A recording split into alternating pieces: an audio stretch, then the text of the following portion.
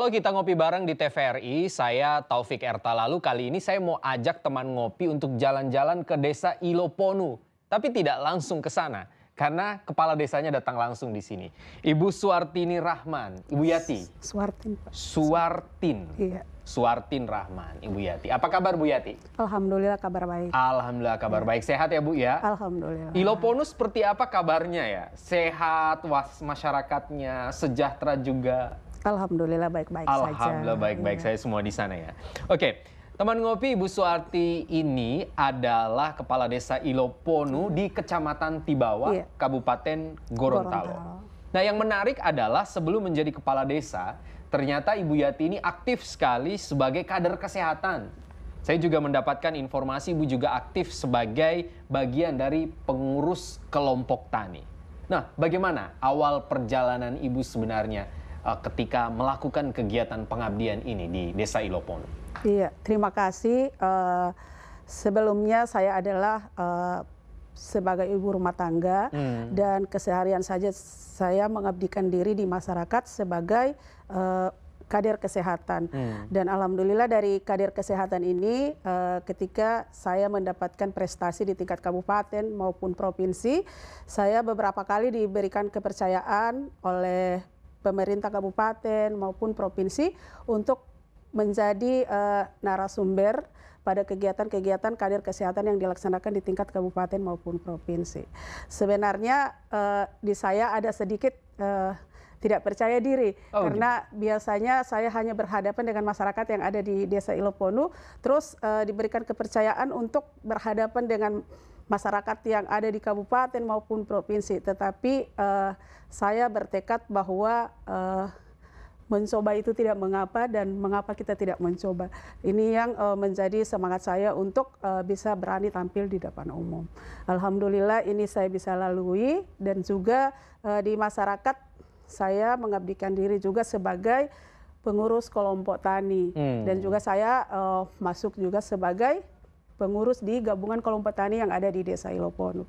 Pada waktu itu gabungan kelompok tani saya pernah berprestasi menjadi terbaik tingkat Kabupaten Gorontalo.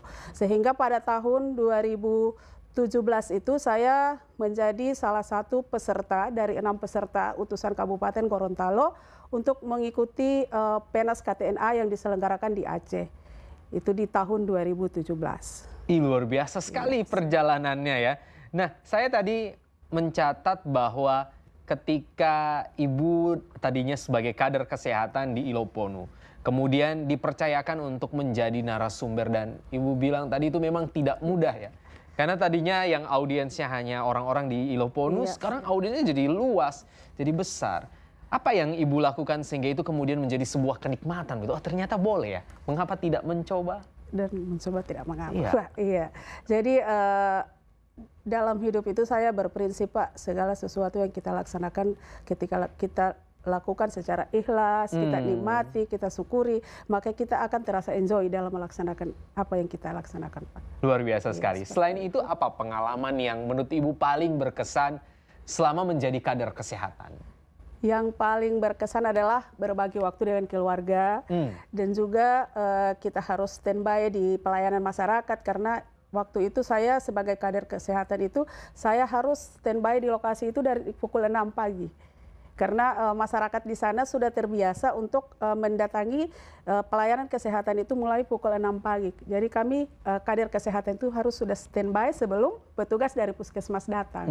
Jam 6 pagi sudah standby siap, ini? Iya. Tapi sudah masak, sudah bikin sarapan begitu Sudah, ya dari Pak, rumah setelah ya? subuh, Pak. Oh, luar biasa sekali. Nah, Ibu tadi juga cerita aktif di kelompok tani dan Gapoktan, gabungan kelompok tani tadi. Nah, kalau di sana apa yang paling berkesan buat Ibu ketika mendampingi teman-teman petani khususnya di Iloponu? Yang paling berkesan adalah menghadapi karakter dari teman-teman kelompok tani yang pasti berbeda-beda karakter. Ini yang kami hadapi sebagai pengurus kelompok tani. Nah, bagaimana caranya kita merangkul para petani ini untuk bisa hidup berorganisasi sehingga kami beberapa kali mendapat bantuan dari pemerintah kabupaten maupun provinsi. Karena yang dilihat di situ adalah kekompakan. Kekompakan. Iya. Nah, untuk membuat mereka kompak dengan latar belakang yang beda-beda, emosinya juga kadang suka turun naik begitu yang ada di lapangan ya. apa yang Ibu Yati lakukan? Di Bupapate ya orang-orang ya Bu ya di sana ya? Iya, iya, biasa seperti itu. Jadi kalau di kami itu kami sering ada kegiatan pertemuan kelompok tani. Nah di situ setiap anggota itu menyampaikan keluhan-keluhan, baik mereka tidak setuju dengan kami pengurus ataupun ada keluhan-keluhan yang mereka temui di lapangan, sehingga hal ini kami pecahkan dalam pertemuan kelompok yang kami laksanakan seperti itu. Oke, jadi cukup dengan pertemuan kelompok. Kalau dinamikanya berbeda, ada yang tinggal ada yang menghutulaku dalam perspektifnya Ibu ya? Kita rangkul mereka Pak, iya. Merangkulnya persis seperti apa itu Bu? Kita sering-sering berkunjung ataupun bersilaturahmi ke rumah-rumah para anggota kelompok tani seperti itu. Itu saja. Jadi sedikitnya kita sudah bisa mengetahui, oh si ini karakternya seperti ini, si ini seperti ini, seperti itu ya. Dan aman sampai sekarang? Alhamdulillah. Alhamdulillah. Tadi juga Ibu cerita pernah menjadi terbaik 1 di tingkat Kabupaten Gorontalo Utara. Gorontalo Pak. Gorontalo ya. Kemudian dari 7 perwakilan itu Ibu adalah salah satunya. 6 ya, iya. 6, Ibu adalah salah satunya ke PENAS yang diselenggarakan di Aceh tahun 2017. Nah, tentu itu lahir dari motivasi tertentu ya. Motivasi Ibu itu kita ingin tahu sekali apa yang kemudian membuat Ibu begitu sangat-sangat ingin membuat Iloponu itu menjadi desa yang berprestasi, bahkan bisa mewakili Kabupaten Gorontalo. Iya, kalau saya Pak, tujuan awal saya hanya ingin mengabdikan diri di masyarakat. Saya sebenarnya tidak punya satu target untuk menjadi seorang pemimpin, tidak. Saya hanya ingin mengabdikan diri karena saya terbiasa dari latar belakang keluarga saya, ada juga sebagai kepala desa sebelumnya di situ. Jadi suasana keluarga kami itu sudah terbiasa dengan mengabdikan diri ke masyarakat. Baik, nanti kita akan eksplor lebih banyak bagaimana pengabdian Ibu Yati selama ini di Desa Iloponu. Tapi orang mau minum kopi dulu nih Bu ya. Oke, teman kopi, kita akan kembali sesaat lagi.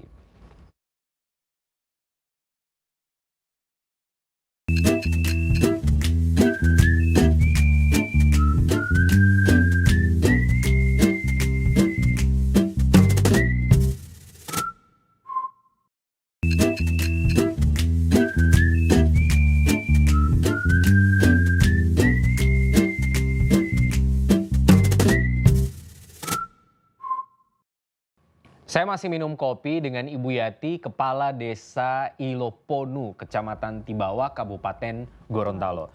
Bu Yati, Ibu sekarang adalah Kepala Desa. Dengan perjalanan Ibu dari kader kesehatan, kemudian ikut juga di kelompok tani sebagai pengurus di Gapoktan. Saya penasaran, sebenarnya kalau dari kacamata Bu Yati, apa ya modal paling penting untuk menjadi seorang Kepala Desa, Bu? Iya, terima kasih. Seperti apa saya sampaikan tadi bahwa tujuan saya awalnya hanya ingin mengabdikan diri di masyarakat. Sebenarnya saya tidak punya target untuk menjadi seorang pemimpin ataupun menjadi seorang kepala desa. Tetapi alhamdulillah dengan pengabdian saya di masyarakat, dari saya menjadi kader kesehatan, pengurus Gapoktan, dan juga saya aktif di kegiatan keagamaan, kepercayaan dari masyarakat ini mulai terbangun. Yang sebenarnya awalnya itu saya jujurnya saya tidak mendapatkan restu dari orang tua. Bahkan, begitu ya? Iya suami, karena pihak keluarga sedikitnya meragukan seorang pemimpin perempuan apalagi memimpin sebuah desa.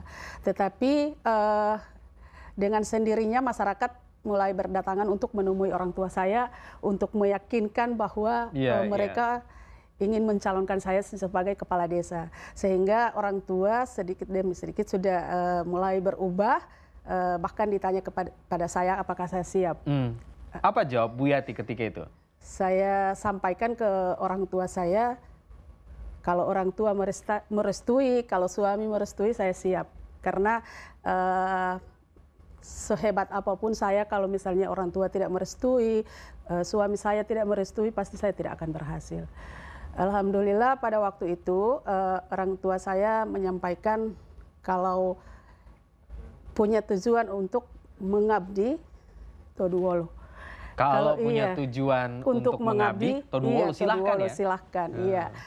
Tetapi kalau ingin mendapatkan keuntungan, Bapak tidak merestui seperti itu, karena pasti akan punya tantangan yang lebih besar menjadi kepala desa, apalagi seorang perempuan seperti itu. Saya dengar tadi bahwa ternyata di keluarganya Bu Yati punya latar belakang yang mereka juga pernah menjadi pemimpin di desa, begitu ya? Siapa itu persisnya? Orang tua saya pernah jadi kepala desa sebelumnya dua periode. Dua periode. Di desa Ilopono, iya. Itu sebabnya pesannya adalah demikian. Iya. Intensinya atau niatannya harus benar-benar untuk melakukan pengabdian, bukan untuk mendapatkan keuntungan. Tapi kalau misalnya Ibu Yati ditawari, nih Bu Yati ada keuntungan besar. Apa jawab Bu Yati? Kalau misalnya untuk keuntungan, Pak, kalau kita cuma mengharapkan keuntungan dalam kepala desa itu tidak mungkin. Ya, yang pasti prestasi yang saya peroleh kalau hanya mengharapkan keuntungan tidak ada, seperti itu. Karena dalam kehidupan bermasyarakat itu, Pak, banyak tantangan yang kita hadapi. Apalagi menghadapi berbagai macam karakter yang ada di masyarakat. Iya, macam-macam ya. Iya, seperti itu. Iya, alhamdulillah hal ini saya bisa lalui dan pada saat ini saya sudah masuk tahun ke-7. Sudah tahun ke-7. Iya, jadi insya Allah berakhir tahun depan. Iya, seperti itu. Kalau sudah mau berakhir tahun depan, apa rencana Ibu ke depan? Rencana saya yang pasti saya kalau masih diberikan kesempatan oleh masyarakat, saya siap untuk mengabdikan diri di masyarakat, seperti itu. Dan modalnya tentu kedekatan dengan masyarakat itu sangat penting ya. Seberapa, kalau misalnya saya tanya nih Bu Yati, sebagai orang yang jauh dari Ilopono, baru tahu Ilopono itu ya dari cerita-ceritanya Ibu Yati. Kalau misalnya pertanyaannya adalah, seberapa dekat Bu Yati dengan masyarakat? Menurut Ibu seperti apa kedekatan Ibu? Kalau saya di masyarakat itu lebih dekat karena saya aktif di kegiatan kemasyarakatan seperti kegiatan majelis taklim yang saya laksanakan sebelum saya menjadi kepala desa. Alhamdulillah di pemilihan kemarin itu saya lebih banyak yang mendukung itu adalah ibu-ibu. Iya, sehingga saya pada waktu itu unggul dari 4 calon yang mencalonkan di pemilihan pada tahun 2019. Saya lebih banyak dukungan dari dengan masyarakatnya. Iya. Luar biasa sekali. Nah, tahun kemarin 2025, ini kabar baik ya. Desa Ilopono itu meraih juara 1 lomba desa tingkat Kabupaten Gorontalo. Bu, boleh cerita kerja besar yang Ibu lakukan di balik pencapaian ini? Yang pasti untuk mendapatkan prestasi apalagi sudah tingkat kabupaten maupun provinsi, yang pasti punya perjuangan yang luar biasa. Dan hal ini saya capai tak luput dari teamwork saya yang ada di sana, kerja tim saya yang ada di sana, karena semua ini saya dapatkan kalau tanpa dukungan dari masyarakat, dari teman-teman perangkat desa maupun pelaku program yang ada di desa. Nah, untuk bisa mencapai prestasi ini, kami ada punya 2 inovasi. Kalau di kesehatan saya ada inovasi saung germas. Di tempat itu menjadi tempat promosi kegiatan kesehatan yang ada di desa. Itu dibangun sebelum saya kepala desa di tahun 2017. Itu anggarannya dari swadaya masyarakat. Jadi saung ini dibangun. Iya, di saung itu sebagai tempat promosi kegiatan kesehatan yang ada di desa, bahkan juga sebagai tempat pelayanan kesehatan yang ada di desa. Karena di anggaran dana desa kami itu kami lebih banyak kegiatan pemberdayaan, terutama kegiatan kesehatan. Iya. Terus yang berikut kami juga ada perpustakaan desa. Jadi di perpustakaan desa itu kami ingin merubah image di masyarakat bahwa perpustakaan itu hanya sebagai tempat membaca. Padahal masyarakat tidak tahu bahwa di perpustakaan ini kita bisa mengembangkan potensi-potensi yang ada di desa, seperti kegiatan-kegiatan pemberdayaan. Nah, di perpustakaan saya itu ada kegiatan pemanfaatan barang bekas. Jadi teman-teman di perpustakaan itu memanfaatkan barang-barang bekas yang ada di desa daripada menjadi sampah, itu dibuat sebagai dalam bentuk kerajinan. itu yang ada di perpustakaan, sehingga ini yang membuat desa kami semakin terkenal dan bisa menjadi terbaik satu tingkat kabupaten, bahkan terbaik satu tingkat provinsi. Dari Masya Allah, luar kegiatan biasa inovasi-inovasi yang ada di desa seperti itu, karena kami lebih banyak kegiatan pemberdayaan masyarakat seperti itu. Keren, keren, keren. Saya dengar juga di tahun yang sama, Bu, Desa Iloponu itu menjadi desa anti korupsi. Iya. Wah, apa yang konkret yang sudah dilakukan oleh pemerintah desa, Bu, untuk kemudian bisa bangun budaya yang lebih bersih dan transparan di desanya?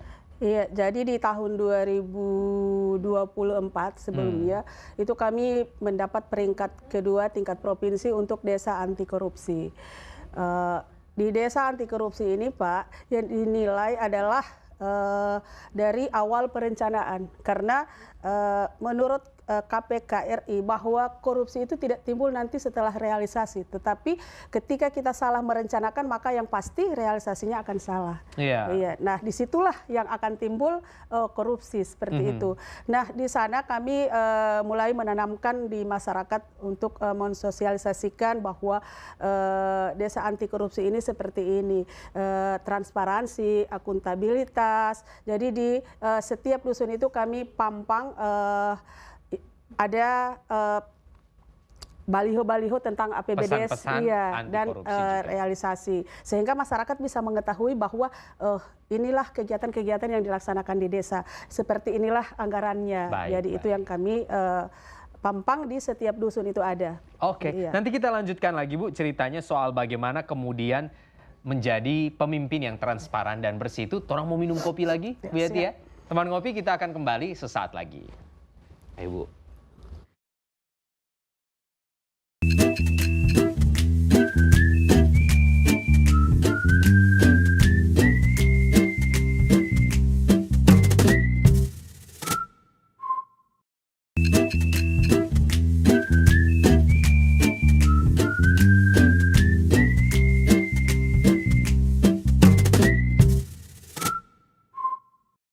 Kita masih minum kopi sama-sama dengan Bu Yati, Kepala Desa Iloponu.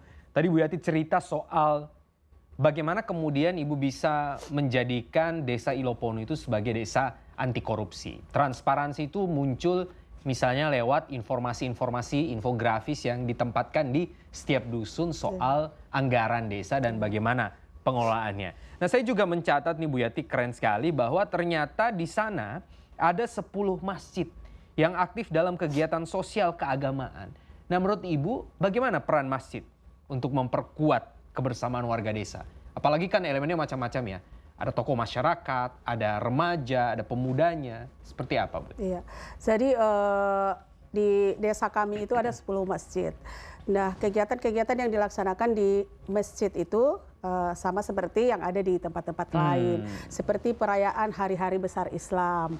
Tetapi ada satu yang menarik, perayaan hari besar Islam yang ada dari 10 masjid yang ada di kami itu, yaitu ada salah satu masjid yang melaksanakan perayaan Maulid itu secara meriah. Di sana ada masjid yang di depan masjidnya itu ada menara yang hampir sama dengan menara yang ada di Limboto. Nah, iya, yang di menara ini diisi dengan walimah ataupun kolombengi. Ini yang menarik di sana. Jadi itu untuk perayaan hari-hari besar Islam. Terus yang lainnya untuk kegiatan di masjid ini kami punya TPA. Iya. Itu TPA di bawah naungan perpustakaan yang saya sampaikan tadi. Itu untuk majelis taklim, kami juga punya kegiatan majelis taklim, ada juga majelis taklim remaja. Iya. Dan juga untuk setiap bulan Ramadan itu kami lebih mengaktifkan kegiatan Rema Muda. Jadi sebelum memasuki bulan Ramadan itu kami melaksanakan rapat dengan para Rema Muda yang ada di 10 masjid. Nah, di situ di awal itu kami melaksanakan pembersihan 10 masjid yang ada di Desa Iloponu. Itu yang menggerakkan semua adalah Rema Muda. Jadi Rema Muda yang ada di masjid itu menyampaikan jadwal ke kami untuk jadwal pembersihan masjid ini, jadwalnya kapan, dan kami akan mengunjungi seperti itu. Terus di bulan Ramadan itu di malam keempat itu kami melaksanakan Safari Ramadan. Iya. Safari Ramadan yang kami laksanakan itu yaitu setiap masjid, setiap Rema Muda itu mengutus minimal 5 orang Rema Muda yang ikut bersama kami untuk melaksanakan Safari Ramadan. Sehingga dari 10 masjid itu ada sekitar 50 orang yang ikut bersama kami pemerintah desa untuk mengunjungi 10 masjid yang ada di Desa Iloponu. Luar biasa. Iya. Terus yang jadi pelaksana dari MC sampai dengan kultum Mereka yang datang ini? Adalah tugas dari Rema Muda yang ada di masing-masing masjid. Tetapi bukan Rema Muda yang ada di masjid itu. Dari masjid Rema Muda yang ada dari masjid lain. Iya, ini tujuan kami untuk